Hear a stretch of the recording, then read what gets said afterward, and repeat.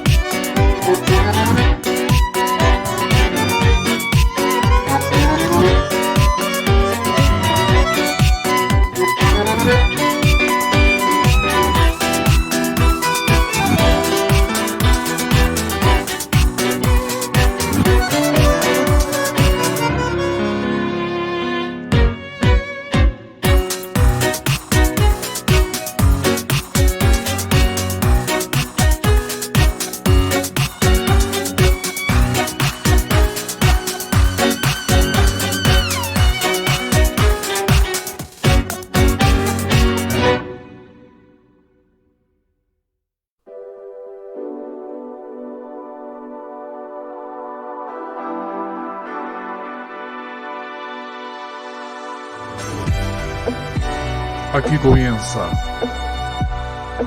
Agenda Nacional.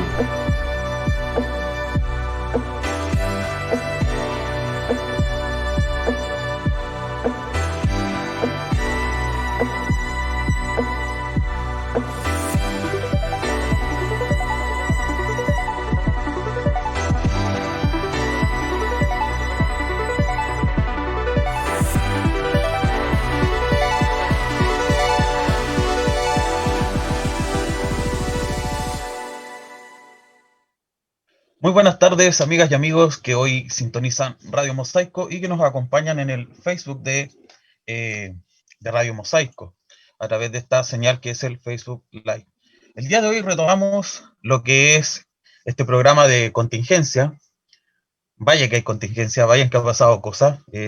Nos dedicamos un poco a las entrevistas en el sector comunal, particularmente de Temuco, con las entrevistas de diversas candidaturas que ustedes pudieron ver, y el día de hoy ya, como era de costumbre, continuamos con Agenda Nacional.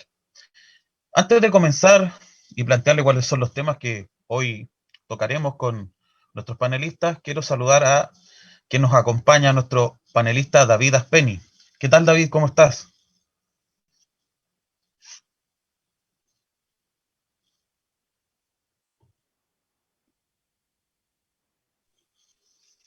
Hola Miguel, ¿qué tal?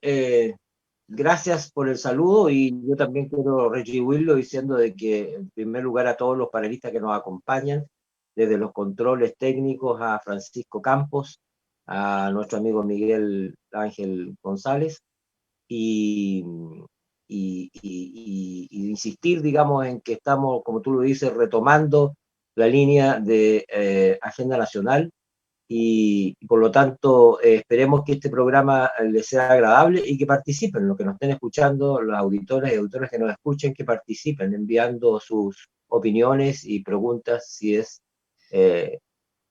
necesario que las hagan y participen. Esa es mi posición. Muchas gracias, David, y bienvenido. Recalcar efectivamente lo que mencionaba David.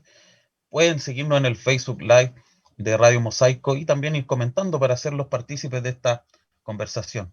Quien también nos acompañará en esta conversación el día de hoy es nuestro amigo Miguel Ángel González. ¿Cómo estás, Miguel Ángel? Mucho gusto. Muy bien, Miguel. Mucho gusto de verles nuevamente, de que estén bien y muy contento también de estar de vuelta en nuestro régimen normal de programa, luego de una acontecida elección, bien, y por supuesto para conversar, recoger opiniones y debatir sobre el acontecer del país luego de estas elecciones recién pasadas. Así que quisiera saludar a todas las personas que nos ven y nos escuchan y gracias por su siempre cálida recepción a Radio Mosaico y a este programa Agenda Nacional. Bienvenido, Miguel Ángel. Contarle a la gente que, como es costumbre, tendremos dos bloques. El primer bloque será con respecto al escenario político post-elecciones. Han pasado varias cosas, no solamente los resultados que evidentemente llevaron a realzar, a mover la palestra pública y también la palestra política. Le preguntaremos a nuestros panelistas qué opinan con respecto a ello. En nuestro segundo bloque será en torno a las medidas sanitarias, las últimas medidas sanitarias y también la actualidad en la cual nos encontramos. Este famoso carnet verde, la serie de bonos, qué se espera, en qué etapa estamos, cuál es el rol de la vacuna, será nuestro segundo bloque. Vamos a partir entonces con este primer bloque que tiene que ver con la temática del escenario político actual. No podemos hablar de un escenario político actual sin tener en consideración las elecciones múltiples que se realizaron el día 15 y 16, si no me equivoco, de mayo. Con una participación de 6,3 millones de votos registrados, fueron escogidos los 155 ciudadanos que participarán en la redacción de la nueva Constitución. Pero dentro de ese mismo escenario, dentro de esos 155, fue un número bastante digno de análisis y que llevó a tomar medidas, al menos los partidos políticos tradicionales, inmediatamente el día lunes post el conteo de esta elección. Recordar que tenemos 37 candidaturas del Pacto Vamos por Chile, partidos ligados al gobierno. Un 25 de los 155 son de la lista Apruebo, 28 de Apruebo Dignidad, y tenemos otros pactos, como por ejemplo la lista del pueblo, independientes no neutrales, independientes para una nueva constitución, que hacen el resto, o sea, 27, 27 y 11, que serían los votos de independientes. 54, 65, si no me equivoco, sí, me parece que son 65 los votos que estarían asociados a candidaturas independientes. Vamos a partir entonces, luego de esta contextualización, con la opinión de David Aspeni. ¿Sorpresa, David, este número para los independientes? ¿Sorprendió? Mira, disculpa, sí, yo el escenario político actual lo traslado también a lo que está sucediendo en algunos países latinoamericanos. Hemos visto cómo se ha revelado el pueblo colombiano, ha sido fuerte la explosión social, y precisamente disparando, digamos, todos sus dardos contra los políticos, los parlamentarios, etcétera, por la propuesta que hizo el presidente de esa nación por el alza de los impuestos a la gente más modesta incluso. Entonces, el estallido no nació, digamos, porque en Chile se produjo y en Ecuador también se produjo, sino que porque ya la gente no está aceptando que los políticos manejen sus vidas o se arroguen la representación, como lo dije yo en una oportunidad hace unos meses, bastantes meses. Hace, ¿no es cierto?, una posibilidad cierta de que la política y los partidos políticos que tiene en Chile un porcentaje de aceptación de no más allá de un 3 o un 4%. Eso indica que algún mensaje está entregando la ciudadanía. En segundo lugar, aquí en Chile, por la elección nuestra múltiple del 15-16 de mayo recién pasado, a mucha gente le asustó el hecho de ver una tremenda sábana para los constituyentes y personas de edad, que yo he hablado con ellas que no fueron a votar, dijeron, pero ¿cómo ir allá a revisar? No leo bien, no me gusta, no. Y no fueron por eso, le tuvieron algunos miedos, no creo que sea un porcentaje muy significativo. Pero bueno, el hecho de que en Chile las campañas políticas y la crisis que está desenvolviéndose y que se desató y que sigue en camino, si para mí eso no se ha terminado, ha hecho que la desafección de la gente y los ciudadanos sea muy alta. La decepción más bien muy alta. Entonces, no podemos pretender decir que el 43% de participación ciudadana es una buena participación porque no lo es, no lo es. Entonces, bueno, el escenario político está cambiando y va a seguir cambiando. Ya hemos visto toda la reorganización que se han dado en pocos días, por ejemplo, como surge un liderazgo de una señora que es la presidenta del Senado, Yana Proboste, en un partido que está en el suelo, en las elecciones lo demostró estar en el suelo, y la única carta que les queda es el candidato a gobernador por Santiago, y vamos a ver cómo le va, porque está todavía por definirse. Yo creo que va a ser muy peleado eso, voto a voto, y probablemente gran parte de la derecha se vuelque a dar el voto a él, es la esperanza que él tiene, por Claudio Rego, pero la otra niña tiene muchas posibilidades de salir electa. Así que bueno, yo la verdad que veo un escenario bastante movido, muy desordenado, y recién como que están despertando y no saben qué pasó. Es que cuando uno le dan un golpe de knockout, ¿no es cierto?, en un ring de box, y después no sabe qué pasa, o sea, lo tienen que revivir. Y eso le está pasando a la política y a la vieja política en Chile. Esto de los independientes tiene toda la razón Miguel, o sea, para mí fue una sorpresa, pero no tan grande tampoco. Fue sorpresa, indudablemente, porque el hecho de que se haya, digamos, establecido la legitimidad de organizar pequeños grupos que no se necesitan tantas firmas, etcétera, logró formarse. Para mí la sorpresa fue la lista del pueblo. Yo les confieso que ahí iba una amiga mía aquí en la zona, una antropóloga y socióloga, muy joven, Jimena Alarcón, y voté por ella, porque somos muy amigos, en mi casa le dimos todo, en mi familia el voto a ella, pero les cuento esto porque me llamó la atención y ella misma, esa misma noche yo la llamé y le pregunté y me dijo, no, me dijo si estamos mal porque le faltaron re pocos votos. Bueno, y por lo demás porque había que, también esto de la equidad de género, digamos, en los votos, también contaba para un lado y para el otro, o sea, bueno, en definitiva, todos estos cambios y todas estas cosas que se están produciendo yo creo que son para mejor, esa es mi opinión.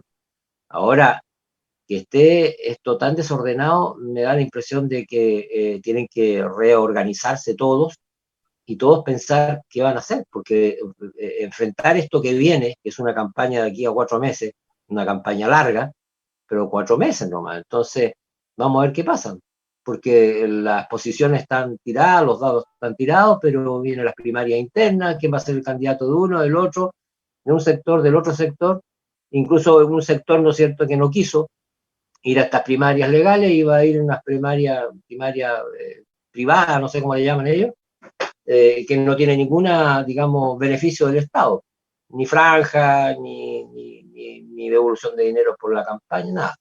Bueno, pero eso es otra cosa. Y yo quisiera dejarlo hasta aquí porque en realidad es más o menos lo que yo observo, Miguel. Vamos a continuar después contigo, David. Tú bien mencionaste, hay que reordenar los naipes.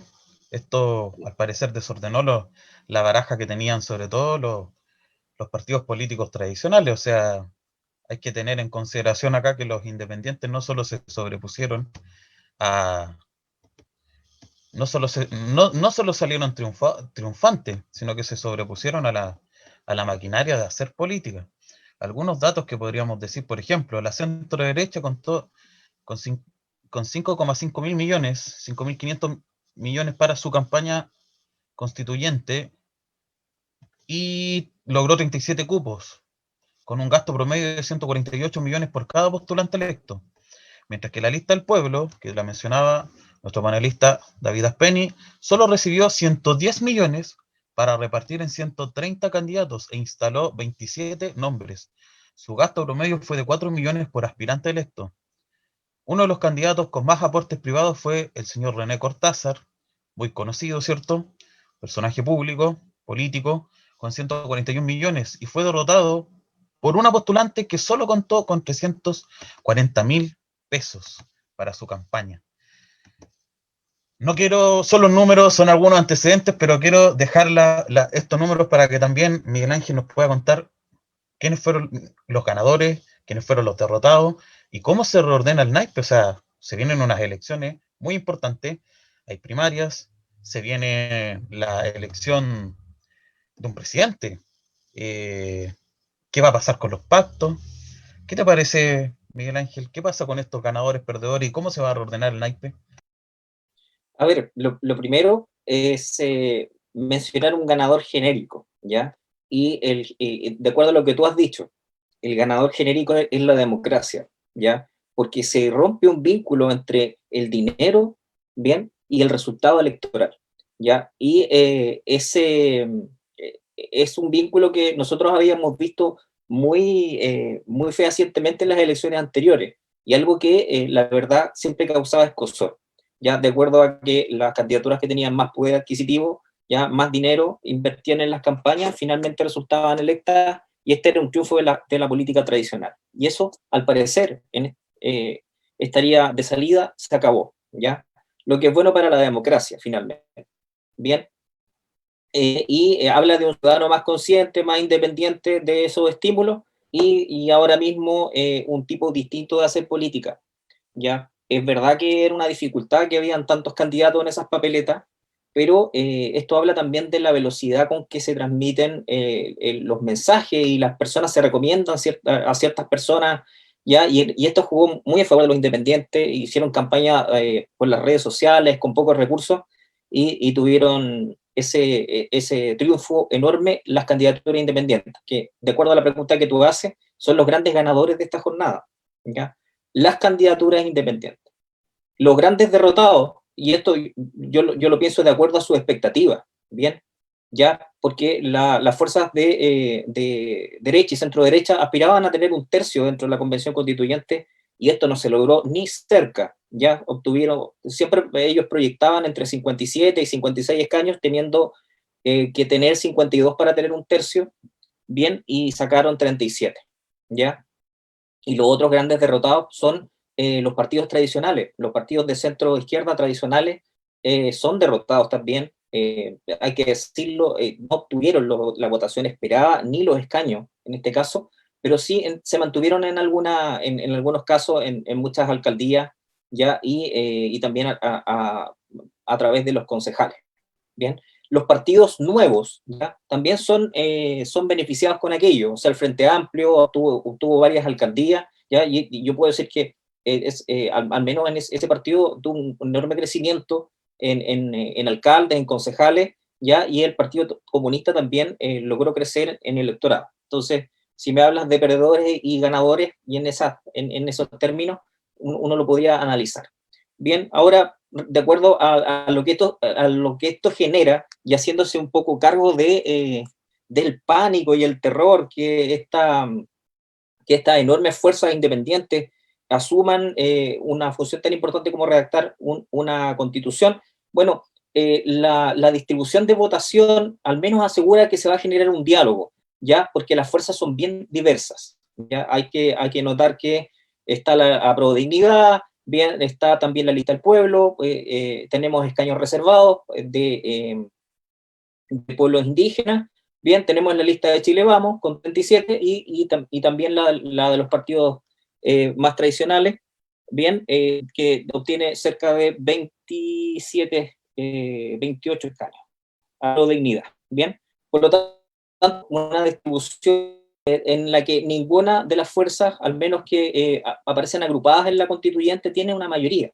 ya tiene un tercio, y por lo tanto eso asegura que el diálogo se va a establecer y tiene que ser abierto y tiene que haber negociación. Y así lo han planteado varios constituyentes, bien, a pesar de que algunos otros han manifestado que van a poner los grandes temas, Bien, obviamente hay una tendencia hacia políticas más de centro-izquierda y izquierda, ¿ya? Y evidentemente ya van a ponerse los grandes temas, pero va a tener que haber un diálogo bien abierto en ese sentido sobre los grandes temas país para redactar la nueva constitución. Bien, así que tranquilo, porque en ese sentido la diversificación de los electores ya no es algo que se debe mirar con miedo ni como polarización, sino al contrario. Si se va a construir una constitución, hay de distintas orígenes, colegios, profesiones, ya tenemos una constituyente variopinta que va a asegurar eso, ya la pluralidad para que la democracia se fortalezca finalmente, ¿ya? Y precisamente venimos de una construcción constitucional que no tiene elementos, como dice el profesor, por ejemplo, Fernando Atria, ¿ya? Que no tiene elementos para ser flexible en términos políticos y dar solución política a las crisis, ¿ya? No tenemos una constitución que permita eso, ¿bien? Por lo tanto, ahora mismo nos enfrentamos a eso, estuvimos al borde de la falta de gobernabilidad. De hecho, en eso estamos, en una crisis de gobernabilidad muy compleja, y no tenemos una constitución que nos permita aquello. Así que esperemos que toda esa pluralidad se manifieste en una constitución que tenga mecanismos para salir de las crisis, bien, y obviamente donde se acabe con el gran problema de esta crisis que inicia en el estallido social, que es el abuso, básicamente. O sea, el tema de frenar el abuso es uno de los grandes asuntos que hay que discutir, derechos sociales, bien, y cuestiones que son básicas que a nosotros nos parece que son pasarnos de un extremo a otro, pero en realidad estamos en Chile. Entonces, la verdad es recuperar ciertos derechos sociales que en otras partes del mundo son cuestiones completamente naturales. Bien, el agua no es privada, la salud no es privada, la educación no es privada, bien, la pensión tampoco es privada, ya, y por lo tanto vamos pensando en modelos mixtos o modelos públicos que sean distintos, ya, y eso no hay que mirarlo con miedo ni nada, al contrario, ya, creo que va a salir un país mejor de este proceso. Al menos me gustaría hablar de la constituyente solamente para referirme después al tema partidario y la presidencial en otro espacio. Gracias, Miguel. Gracias a ti, Miguel Ángel. La verdad que el tema de la tranquilidad ha sido ha sido uno de los puntos a discutir. Particularmente porque los sectores derrotados inmediatamente invitan a los sectores independientes a sentarse y poder trabajar. Pero la respuesta fue bastante categórica, al menos por los representantes de la lista del pueblo.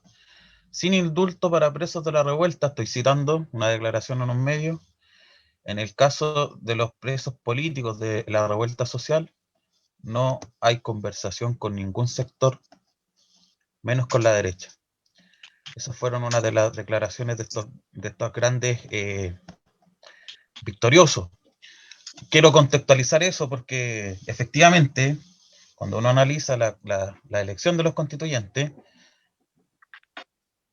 hay justos ganadores, ¿cierto? Tú bien lo mencionaba, Miguel Ángel, el dinero, la plata, como estábamos acostumbrados, no tendenció a ninguna votación, pero hay sectores que reaccionaron inmediatamente ante este llamado y dijeron, bueno, entonces no hay conversación.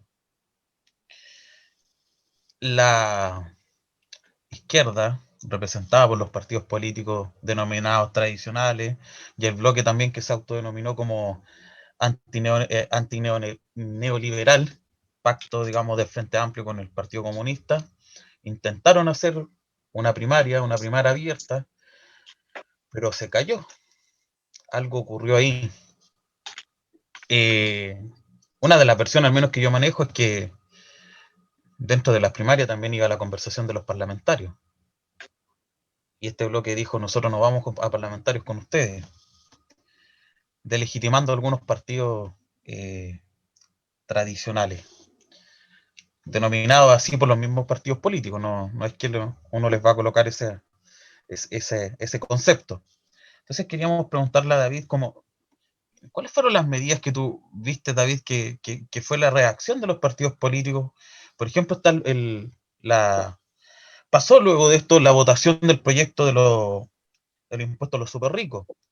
Luego también se conversó del voto obligatorio, hubieron intentos de acuerdo, algunos llegaron a buen puerto, otros no. Pero ¿qué está pasando ahí? ¿Están dando la altura a los partidos políticos? ¿No están conversando entre ellos? ¿Cómo van a incorporar a los independientes a estas nuevas elecciones también que se vienen, que en este caso son las parlamentarias y la presidencial? Sí, mira, tienes razón. Aquí lo que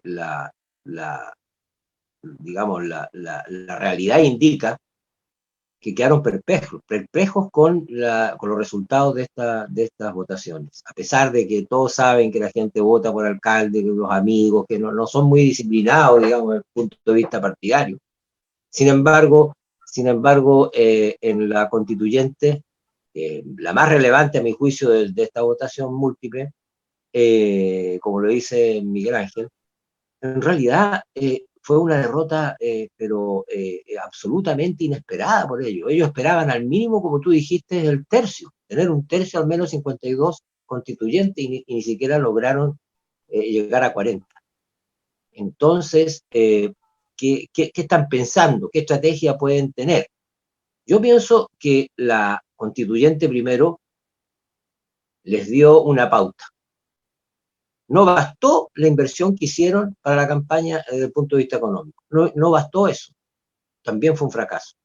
Mientras más pusieron, más mal le fue. Más o menos esa es la conclusión que saco yo. El problema está en que la ciudadanía está absolutamente ya molesta con el sector político.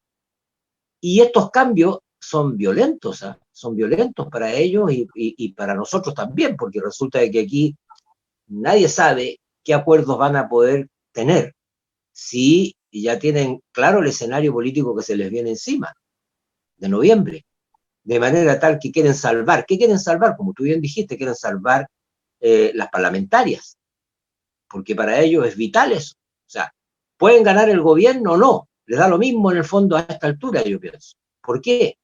Porque resulta que si no tienen la parlamentaria, no tienen una mayoría relativamente, aceptable, van a tener un problema serio con los proyectos que se presenten desde el Ejecutivo y viceversa. Entonces aquí la fuerza la van a hacer, a mi juicio, en las parlamentarias. Indudablemente que van a pelear por la presidencia, pero ya se dan cuenta que tienen pocas posibilidades si Jasna Proboste es la candidata que va a reunir, ¿no es cierto? O sea, no sé si la primaria va a ser entre ella y Narváez, y Paula Narváez. Pero si es así, tiene muchas posibilidades cualquiera de las dos. Sin embargo, están viendo más posibilidades de apoyo a Proboste. Y eso también indica que con la otra facción de la izquierda, o sea, estamos hablando del Frente Amplio y del Partido Comunista, que van a resolver su situación también con una primaria legal. Y después de eso se va a saber probablemente quién va a ser la que va a representar a la centroizquierda en general.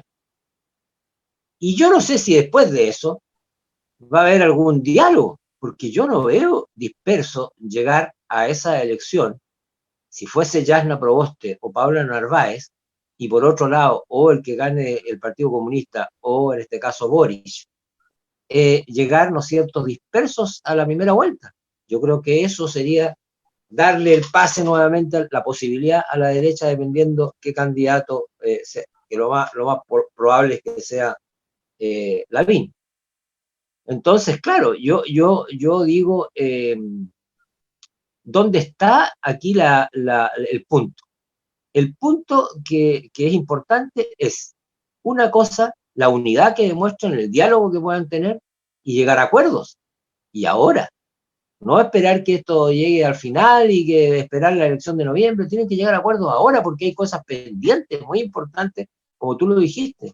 Hay proyectos que están muriendo ahí su sueño de los justos ahí, ¿eh? Entonces, cuidado, porque eso es importante y relevante que se vea.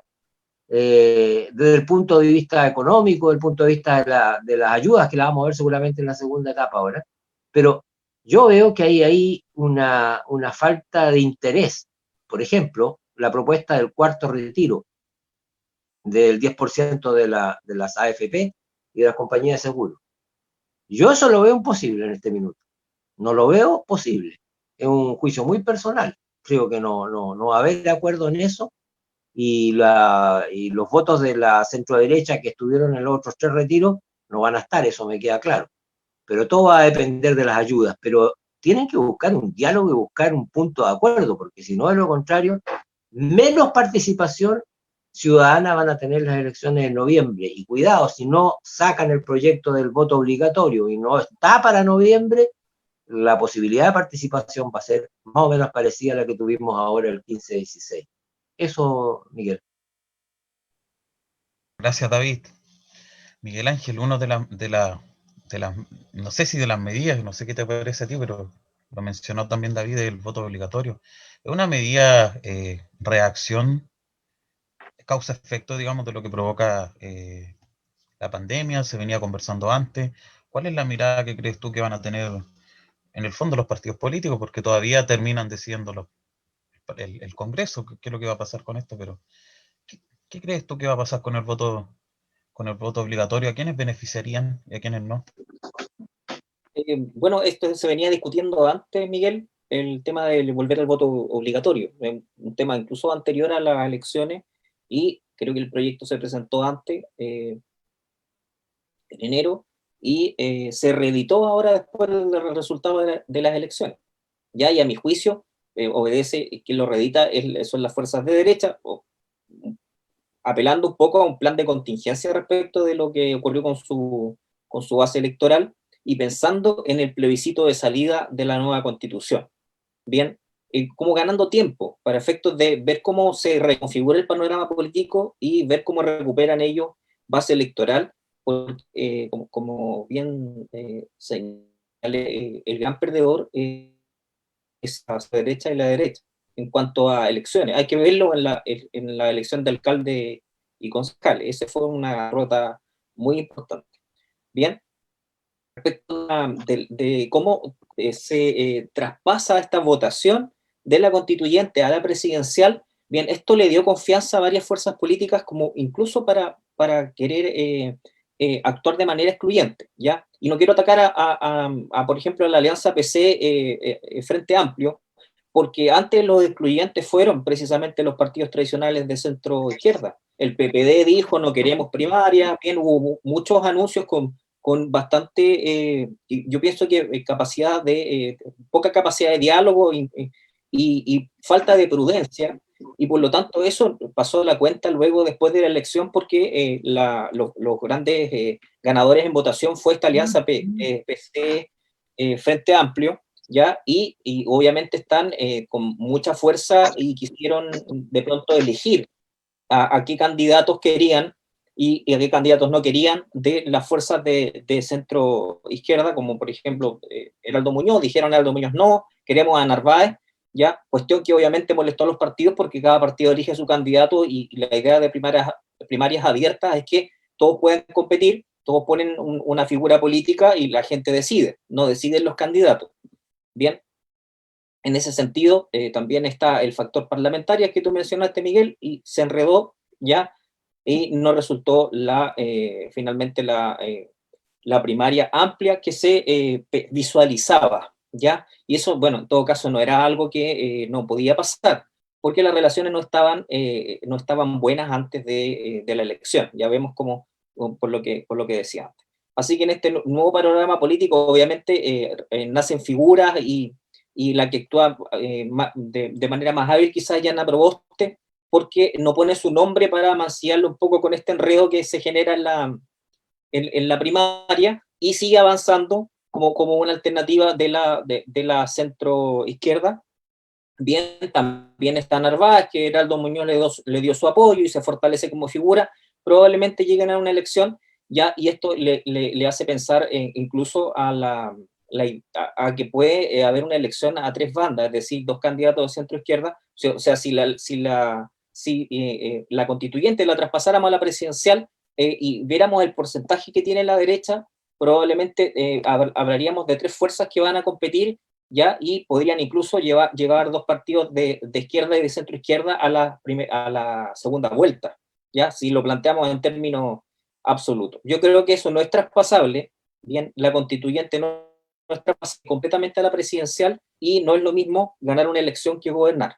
Por lo tanto, creo que es necesario que las fuerzas se sienten a conversar con prudencia, ¿ya? Y lleguen a un acuerdo, porque las ideas no son tan disímiles, porque tampoco las fuerzas independientes se han configurado como fuerzas políticas, ¿ya? Y para que haya gobernabilidad es necesario que haya fuerzas políticas.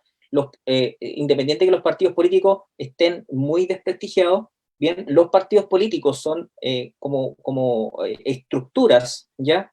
Que bien manejadas y democráticamente administradas le dan gobernabilidad a un país, ¿ya? Si no, la discusión puede ser muy compleja, ¿ya? Y se puede volver muy inviable la gobernabilidad si es que se llega como fuerzas solo independientes, y estas mismas no se articulan políticamente, que es lo que están haciendo ahora mismo los independientes. Bien, para no extenderme, eso es, Miguel, mi opinión.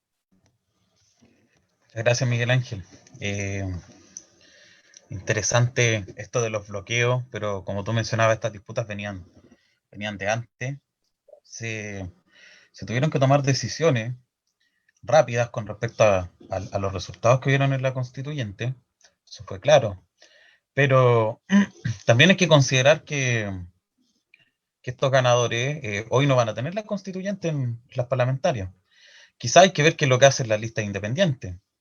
Lo más lógico, a mi parecer, sería que armaran o potenciaran algunas candidaturas que puedan ir a algunos cupos parlamentarios, pero también son parte ahora de la opinión pública, y opinión pública más que validada con estas elecciones. O sea, las invitaciones a los independientes por la centroizquierda fueron, los coqueteos, como se dicen en política, fueron evidentes.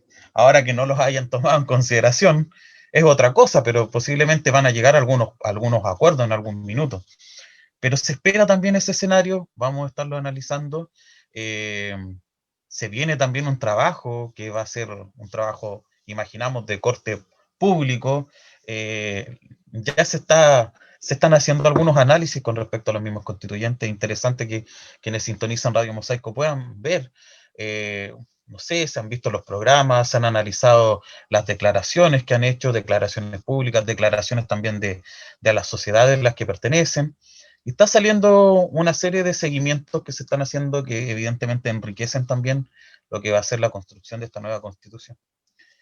Vamos a hacer una pausa, un par de minutos, y continuaremos con Radio Mosaico. Recuerden que el segundo bloque tiene que ver con las medidas sanitarias y la situación actual que estamos viviendo en pandemia. Breaks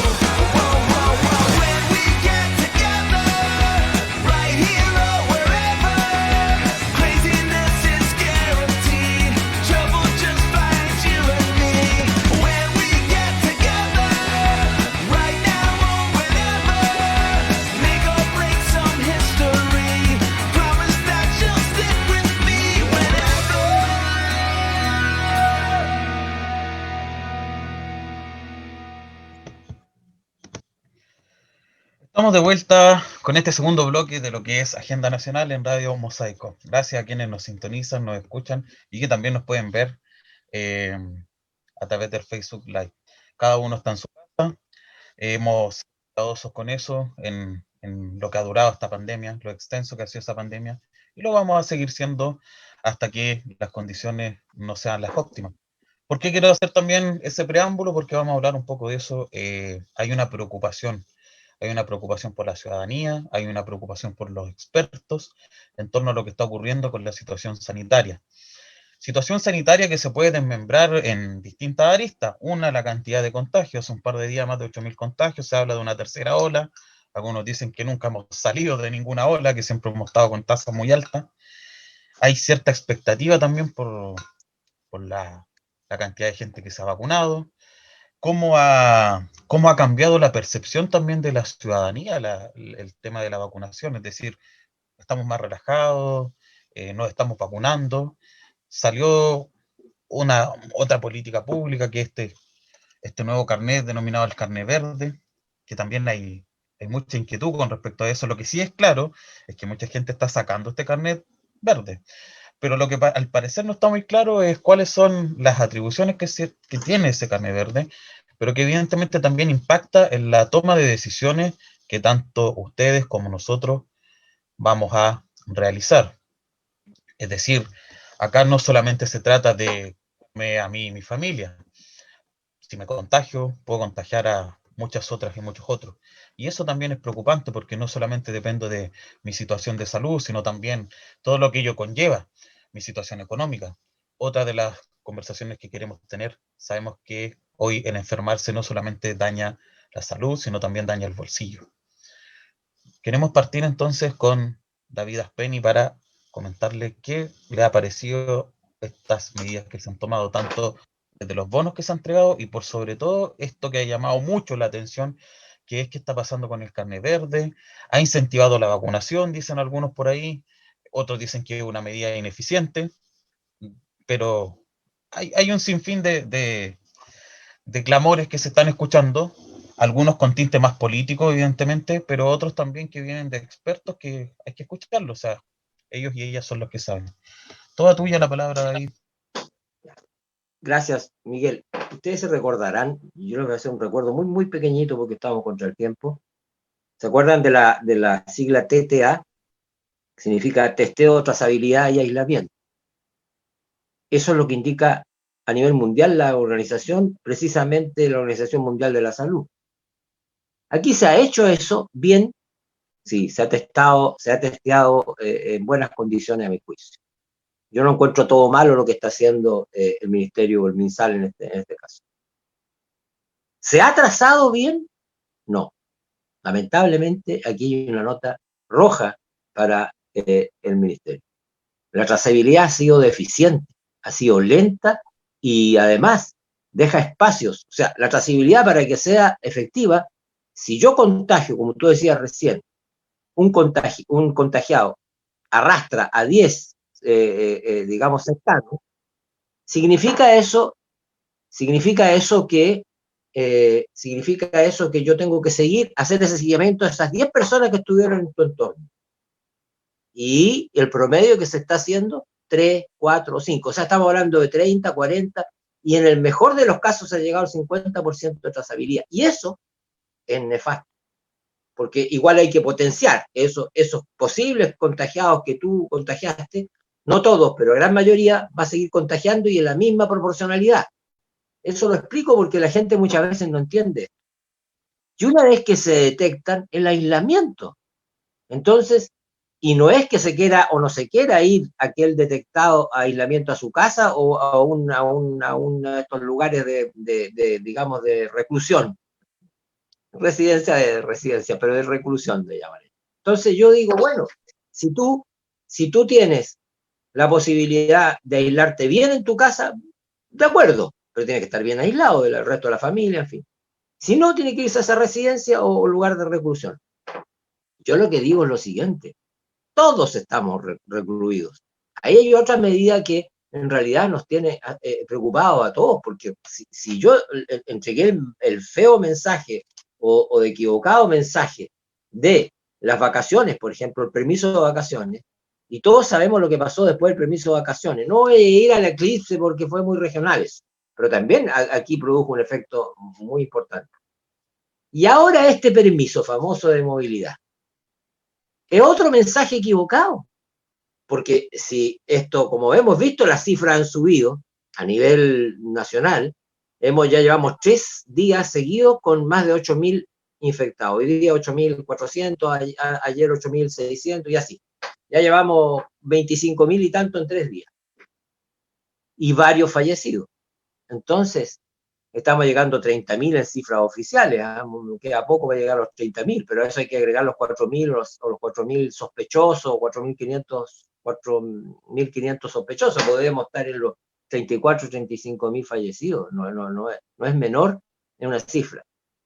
Cualquier fallecido por el COVID es desastroso para mí, pero en realidad no podemos compararlo por esa cifra, sino que tenemos que pensar en las señales que entrega el ministro, porque si a mí me dicen que hay una mesa de COVID y cuando los periodistas investigan y se encuentran con que no hay acta de la reunión de esa mesa, quienes la componen, la subsecretaria, el ministro, el otro subsecretario, etcétera, y los otros médicos y las otras personas que se supone que son autónomas del gobierno, dicen y reconocen que a veces le toman en cuenta su sugerencia y otras veces no. Y no hay actas tampoco, o sea, no hay transparencia en eso, en otras palabras, deja mucho que desear. Y ahora vamos a cuáles son las medidas correctas a futuro ahora. Me preocupa eso, porque primero nos ofrecieron una inmunidad de rebaño a fines de junio, eso es imposible. Lo dijo Mañalich también eso, hace pocos meses atrás. Eso va a ser imposible. En julio es posible que se llegue a fines de julio a una inmunidad buena, aceptable, pero no de rebaño.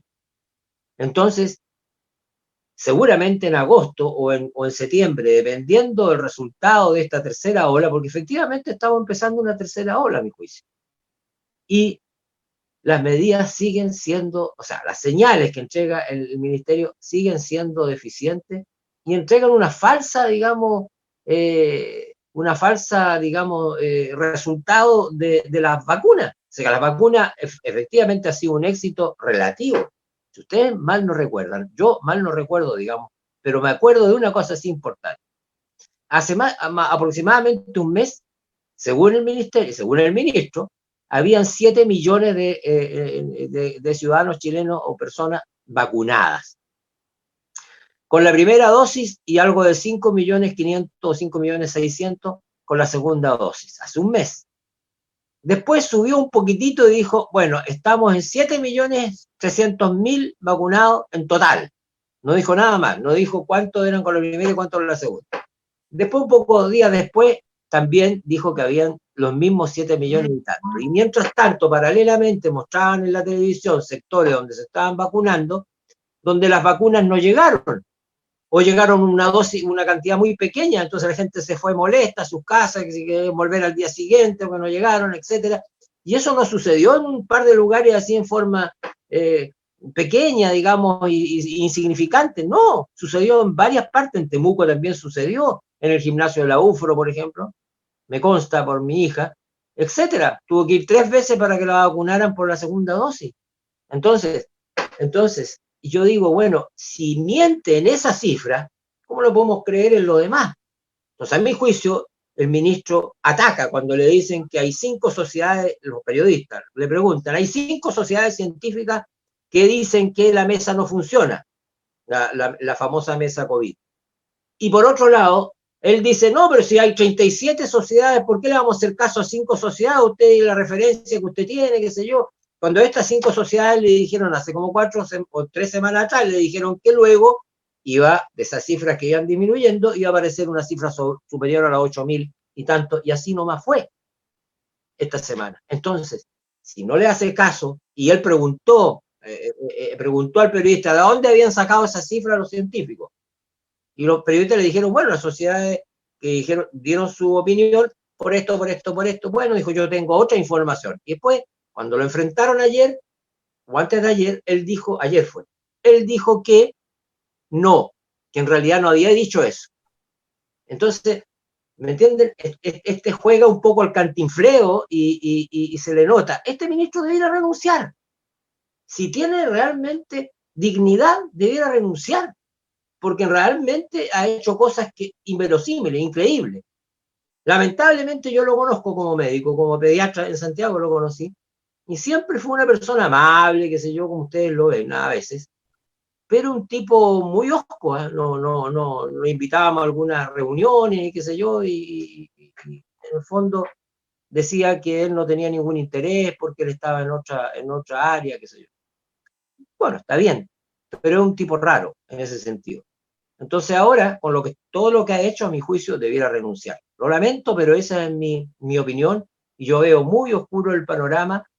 Tengo fe en las vacunas, y ahora que llegó la famosa CanSino, con la S mayúscula al medio, esa vacuna es de una sola dosis, monodosis, por lo tanto da mucho más esperanza de que esto se pueda vacunar a mucho más grupos, digamos, susceptibles, pero llegar a un 80, como decía el ministro, lo dudo. Ahora puede estimular esta tarjeta de pase de movilidad, claro que puede estimular a la vacunación, porque de hecho, si no va a poder salir y lo van a seguramente a producir algún problema si es que sale, lo van a notificar, lo van a hacer algún sumario, qué sé yo. Pero la gente está un poco, digamos, escéptica de lo que pueda pasar por esto de la vacunación. ¿Existe o no existen cantidades suficientes para vacunarnos de aquí a 60 días y llegar al 65 o 70% con suerte? Ojalá. Si es así, estaríamos bien. Pero si no, de todas maneras, antes de 60 días no vamos a tener una tranquilidad con respecto a los rebrotes del virus. Eso es lo que puedo decir. Yo no, en realidad creo que no me puedo extender más. Muchas gracias, David. Miguel Ángel, hay señales, hay mensajes. Evidentemente podemos estar de acuerdo con algunas o no, pero uno de los mensajes, una de las señales que han dado representantes del gobierno es que, por ejemplo, este denominado carnet verde también va a servir para impulsar el comercio, para que la gente ande con un poco más de libertad, que no sirve para un relajo, pero a mi parecer no basta con decir este carnet no es para relajarse, o sea, hay que tomar también medidas. Dentro de eso también aparece un eventual nuevo bono para algunas pymes, y también sabemos que ese es un sector delicado, que también ha hecho presión con respecto a eso, porque se han cerrado, algunos se han visto dañados, pero la pregunta es, ¿va para ello? ¿Es suficiente? ¿Qué te parece a ti? ¿Sirve para reactivar esto? Si lo comparamos también con el tema de salubridad, de hecho, derechamente, ¿coinciden algunos discursos o derechamente se están dando palos de ciego, como se dice en buen chileno? Yo creo, Miguel, que quisiera darle un enfoque más político al asunto, porque creo que este déficit político que podríamos haber mencionado en la parte anterior, ya que se ha traspasado a la elección por parte del gobierno, el déficit político ya también se ha visto en la pandemia, ¿ya? Y el gobierno intenta sujetarse de la manera de una manera compleja de uno de los únicos triunfos, que viene siendo ya la cantidad de personas vacunadas. Bien, por lo tanto, ahí es donde se da la inconsistencia, porque ha sido una política de vacunación exitosa, y eso hay que reconocérselo al gobierno, pero por la vía del carnet verde se da la señal equivocada, ¿ya? Porque ante la cifra, ya que son cuestiones que nosotros discutíamos hace un año y poco más en este mismo programa, ¿ya? Ante las cifras lo que hay que hacer, ¿ya? Y lo que parece claro de sentido común es bajar los contagios para evitar que gente muera, ¿ya? Y no dar señales equivocadas respecto de que la gente tiene más facultades para circular, ¿ya? Y por lo tanto ya aumenta el riesgo de contagio. Bien, aunque haya personas vacunadas. bien, David se explicó muy detalladamente el tema de la trazabilidad, bien, y si no hay aislamiento efectivo, porque las cuarentenas no han sido todo lo efectivas y el plan paso a paso ya no tiene una lógica sanitaria, probablemente a esta altura sospechamos, ya muy fundadamente que no tiene una lógica sanitaria el plan paso a paso, sino una lógica distinta que no podemos evidenciar cuál es porque no ha habido transparencia, y voy a citar el tema de la mesa COVID, ¿ya? No tiene una lógica sanitaria el plan paso a paso, por lo tanto no podemos señalar que aquello va a evitar los contagios, ¿ya? ¿Qué creo yo? ¿Ya? Y coincido con algunos analistas políticos, sociólogo Alberto Mayol, con Mico Macari, tienen una opinión sobre aquello. La política respecto de los carné verdes, ya es una cuestión que tuvo muy buenos resultados en Europa, porque ellos tenían bajas cifras de contagio y aún así continuaban con las cuarentenas, ¿ya? Y en Europa, el hecho de hablar de libertad, porque la gente veía que las cifras no eran tan altas, pero aún así los mantenían recluidos, hablar de que tenían derecho a circular porque se habían vacunado, era una cuestión que al menos las fuerzas más de derecha en Europa vieron como una política que podía ser efectiva, y vaya que les resultó, y tuvieron muy buenos resultados también electorales con esta cuestión de volvamos a la libertad, ¿ya? A los que se vacunaron, ¿por qué los vamos a castigar? Bien, entonces, hablar de que las personas que se vacunan son responsables y tienen algún grado tienen que tener algún grado de libertad mayor, es una buena idea, pero en Chile en un momento que no es el adecuado. Bien, absolutamente inadecuado el momento para implementar una política de esa naturaleza. Bien, sí es una buena idea, bien, pero en Chile hay que evitar el contagio para que muera menos gente, bien, y no dar más libertad de circulación. Y en ese sentido, son dramáticas las cifras, son 36.000 muertos según el DEIS, aproximadamente 36.000 muertos, que hay varios que comparan como 27 comunas de Chile desaparecidas en cantidad de personas. 27 comunas pequeñas desaparecidas en cantidad de personas muertas. Entonces, la idea es que no fallezca ninguna persona, evitemos que haya más contagio, y para allá deberán ir orientadas las políticas con lógica sanitaria. Y así lo ha dicho el Colmet, las sociedades médicas. Bien, entonces el carnet no deja de ser una idea interesante que funcionó en otros países, bien, con una lógica política, pero en Chile no es el momento para implementarlo. Y otra cuestión, asegurar que la gente se recluya en su hogar tiene también asociado a que se aseguren los ingresos mientras las personas no pueden trabajar. Y ahí es donde se ha dado el otro déficit político, porque finalmente esto, parafraseando también a Alberto Mayor, se le dio oxígeno al gobierno por parte de la presidenta del Senado, Diana Proboste. Le dijo, hablemos de mínimos comunes, y le dio 2 o 3 semanas de oxígeno para decirlo, hagamos política, ya generemos políticas públicas que puedan resultar efectivas para aliviar a los hogares mientras están recluidos, mientras se haga una cuarentena efectiva.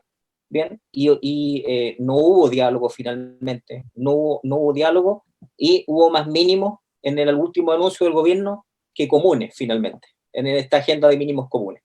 Hubo un ofrecimiento de aumento del IFE insuficiente, bien, se reiteró muchas veces como si fuera un discurso que la gente ya pudiera comprarlo, respecto de que eran beneficios universales, pero estaban circunscritos al registro social de hogares. O sea, no es universal, claramente hay que estar en el registro social de hogares, bien, no es una renta básica, ya, y es para una sola persona apenas superior a la línea de la pobreza, bien, y evidentemente hablamos de la línea de la pobreza, y las personas, si hablamos de un beneficio universal, tienen distintos ingresos. Por lo tanto, debiera ser una renta básica universal que establezca un promedio de ingreso por carga también familiar, ¿ya?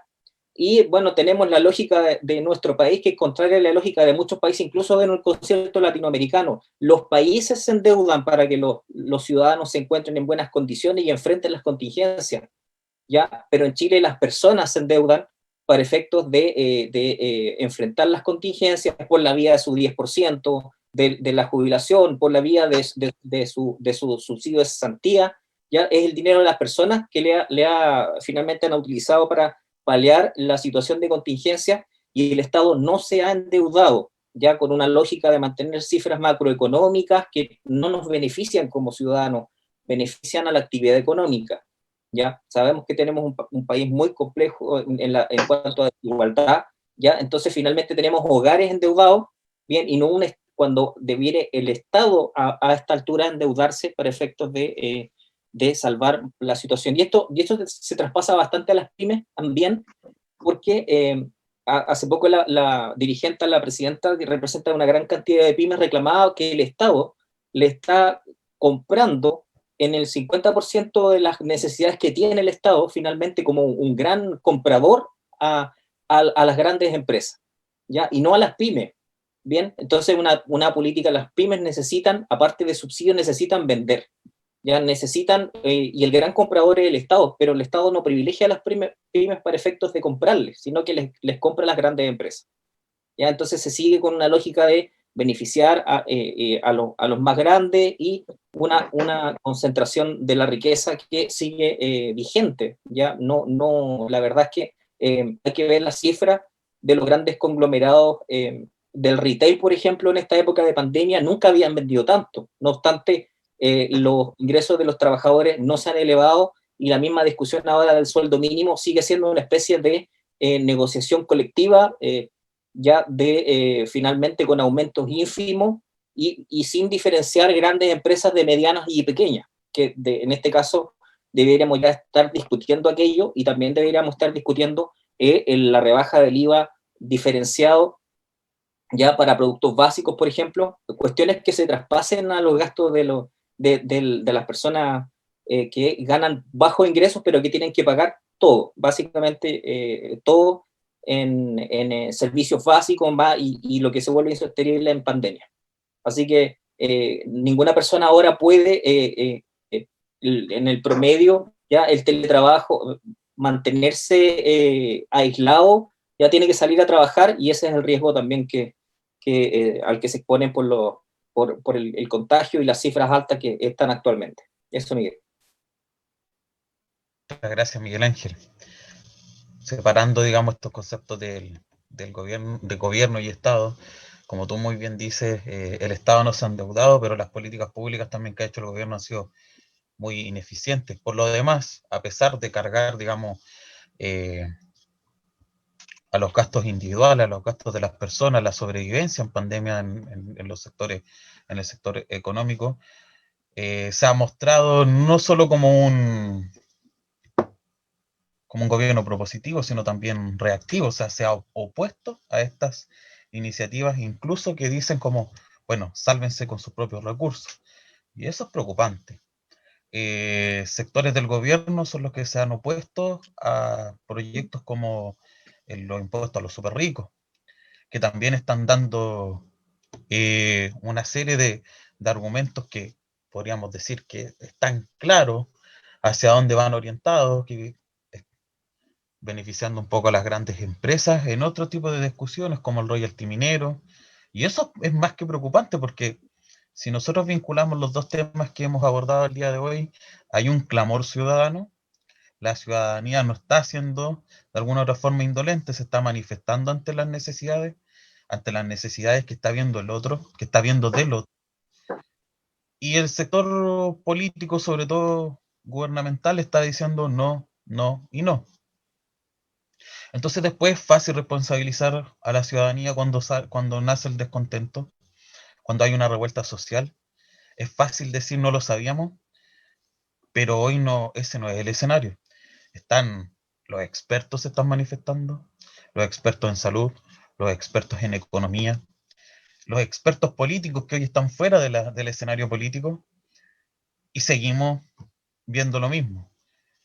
Entonces no nos sorprendamos tampoco cuando tengamos más sorpresas en elecciones, y posiblemente también tengamos más sorpresas en manifestaciones de carácter social, porque evidentemente hay ciertos sectores que no están dando el ancho, que están ayudando unos pocos y eso es preocupante.